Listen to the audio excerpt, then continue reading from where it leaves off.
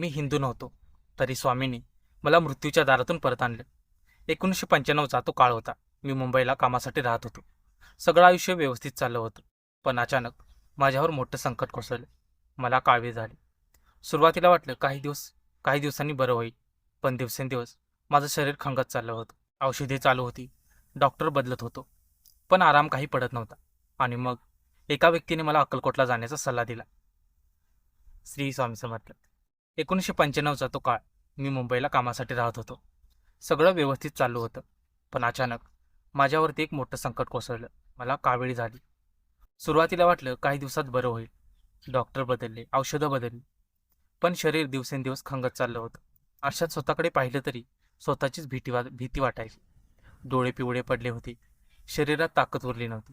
मनाने तर मी पूर्णपणे तुटलो होतो. रात्री झोप लागत नव्हती. एक विचार डोक्यात नेहमी फिरायचा.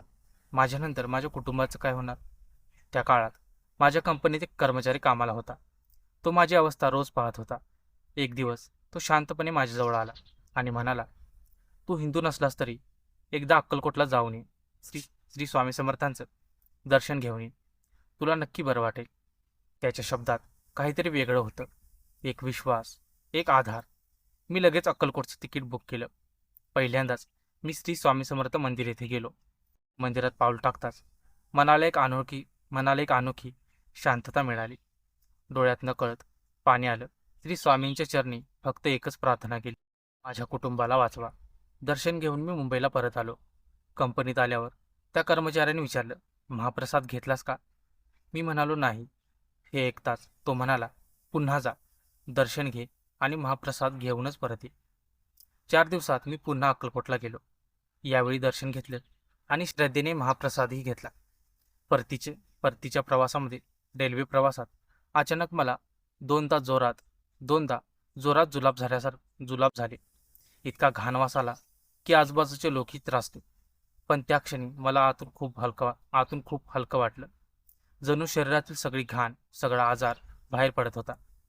त्या दिवसानंतर काही दिवसात माझी तब्येत सुधारायला लागली आणि हळूहळू मी पूर्णपणे सामान्य झालो. आज मी जिवंत आहे ते फक्त आणि फक्त श्री स्वामी समर्थ श्री स्वामी समर्थांच्या कृपेने. मी हिंदू नव्हतो, पण स्वामींनी कधी धर्म पाहिला नाही. त्यांनी फक्त भक्ताची हाक ऐकली. आजही मी त्यांच्या चरणी नतमस्तक होऊन एकच प्रार्थना करतो, श्री स्वामी समर्थांची कृपा आपणा सर्वांवर सदैव राहो. श्री स्वामी समर्थ.